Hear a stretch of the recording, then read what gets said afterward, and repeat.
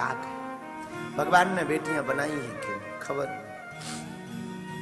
बेटियां लक्ष्मी हैं, बेटियां पराया धन है, पर ये ऐसा धन है जो अपने घर पर उजाला नहीं करता, दूसरे के घर पर जाकर के उस घर को बढ़ाता है।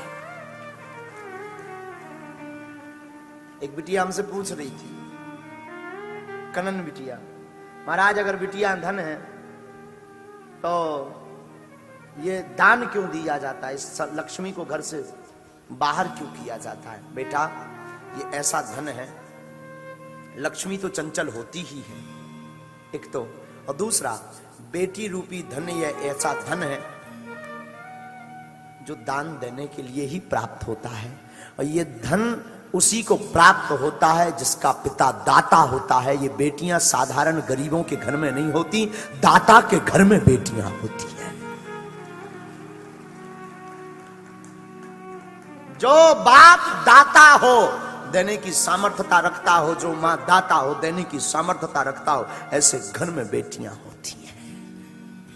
और खुशनसीब होते हैं जिनके बेटियां होती हैं।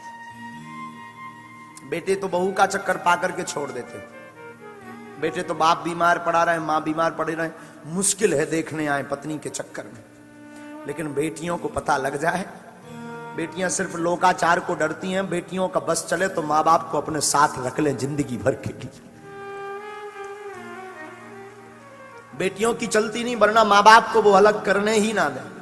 एक बेटी का हमें बहुत प्यारा लगा था, कोई बेटी हमसे कह रही थी, बोले गुरुजी आप हमें आशीर्वाद दो। तो उसके पिता ने कहा इसकी शादी हो जाए। हमने कहा जाओ बालाजी करे, जल्दी घर भर मिल जाए। पता है वो क्या कह रही थी? बोले गुरुजी ऐसा आशीर्वाद दो कि मेरी जहां भी शादी हो वहां मेरे माँ बाप रहे। अद्भुत अद्भुत, उस बच्ची ने दिल जीत लिया। हमने कहा वाह,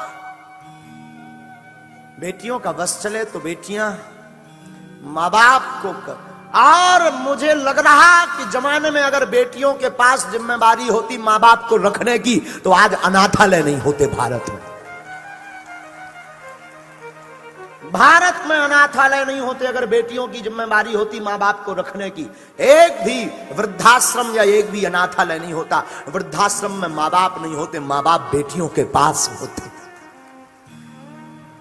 अनाथों की भांति वृद्धाश्रमों में नहीं माता पिता डले होते।